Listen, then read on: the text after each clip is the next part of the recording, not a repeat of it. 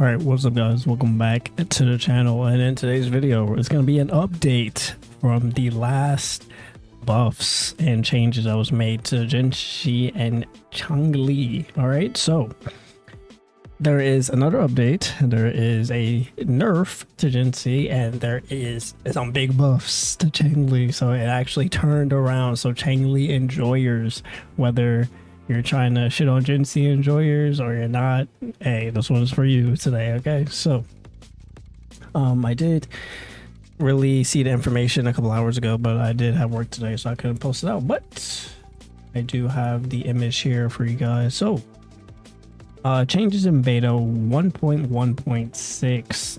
so I know I probably scared people about the Jinshi nerfs. It's really just on the S6. I mean, if you're a whale, like, this matters to you. If you're not, then it doesn't matter. You can click off this video. Anyways, so the damage multiplier is usually, it was increased by 71%. Now it's 45%. So this is accurate. Everyone's kind of already updated. This is like the best website to get all the accurate information that you would even need on this stuff. But yeah, if you guys come down here, S6, yeah, it's 45% now. So that seems to be the exact change that they're going to be going for with Jinshi. And was anything else changed with her? No, that was pretty much the only thing that was changed. So she's not changed at all. She still has the buffs at S0, stuff like that. Still obviously going to be a good character. Now, moving on to Changli. So, S2. So, a lot of people are they're not understanding this as good as I thought they would before. But she is actually going to get crit rate 25% for her S2. So, before, because I don't know why people are trying to like spread misinformation, before it was crit damage.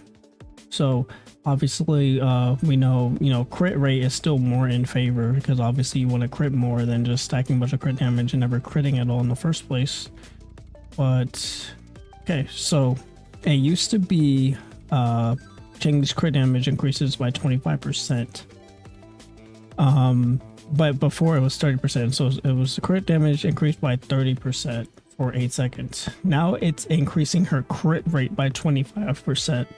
Now, I did say this website is supposed to be accurate, and it's supposed to be accurate in a sense that, like, this is supposed to say crit rate, not crit damage. Now, I hope it's not another China and English translation issue like the weapon. If it is crit rate, that's really good, because obviously you want a lot more crit rate than you want crit damage, because obviously you want to crit more consistently. If it ends up being crit damage, that's gonna kind of blow. Obviously it's still good, but having crit rate is even more better to get to S2. Now the resonance skill, not big damage. Well, actually it is kind of big damage. Let me not undermine it. Okay, so her true sight capture damage got buffed.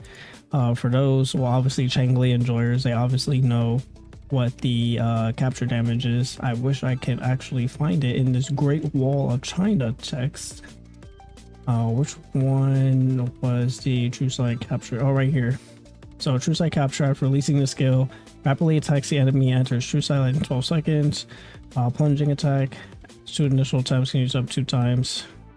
So her E got a big damage increase on the true sight capture damage. So Changli enjoyers, you're basically thriving now.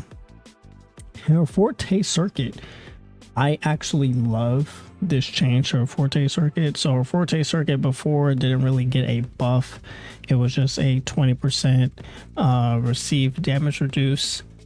So I'm glad they're actually buffing the Forte circuit to accommodate for that trash buff that they tried to give it.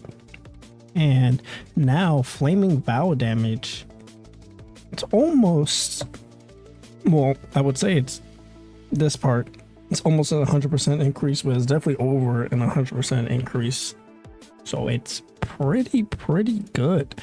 You know, before I would say that, you know, Jinshi was a lot better.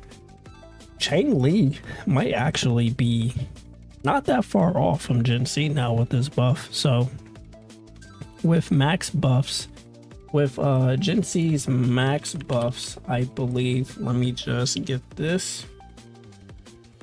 I do have the information on the side. So her whole sequence before, let's see. Okay, so it's about a 300% damage increase. If anyone can, you know, not if anyone that's a Changli enjoyer that can correct me on this, because before these buffs it was a 2200% damage increase, because you want to include the fusion damage buffs, the ignore defense, and 25% attack buff. But now that she did get buff, apparently now it's a 2500% damage increase. So again, anyone can actually make sense of that. That actually is a Changli enjoyer or just a math enjoyer. And if I'm off or it's actually more, then please, you know, let me know down below. Jinshi actually has a 4200% multiplier. So that's why I thought Changli with these buffs maybe should be around at least 3000 to try to help the gap there. But yeah, that's pretty much it. I can't really go over anything that would really change the mindset on this.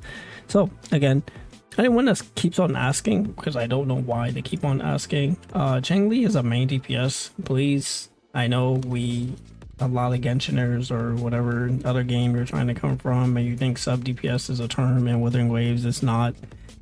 It's really not. That's why Pride one even considers it a hybrid character, because it really is not really a sub DPS. It's either you're gonna play a quick swap comp, or you're gonna play a main DPS comp where you just funnel everything to the main DPS. That's literally it. So, for the love of God, she is a main DPS. You play her on field all the time. You want to buff her up. She does great damage.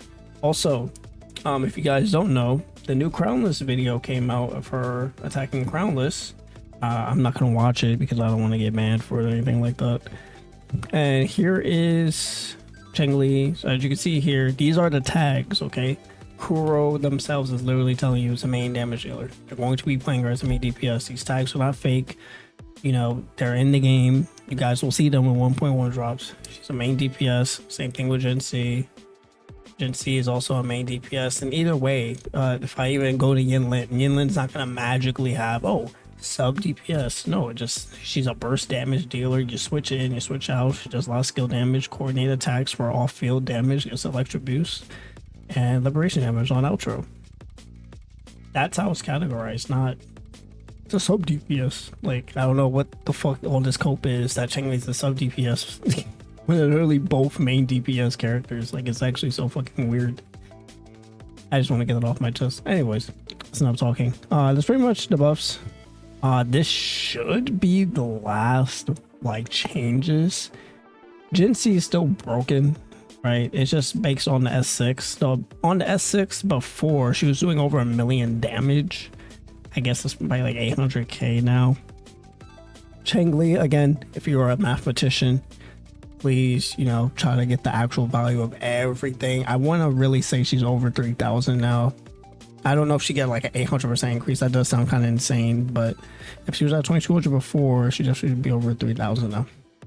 That's pretty much gonna be it for the video. Thank you guys so much for watching. If anything else changes, I will make another video and keep you guys updated on everything that's happening. It's definitely not as big as before, but I know you guys still want to be you know, notice on what's going on. But thank you guys so much for watching. You know, leave a like if you guys haven't yet, subscribe. See you all in the next one. Peace.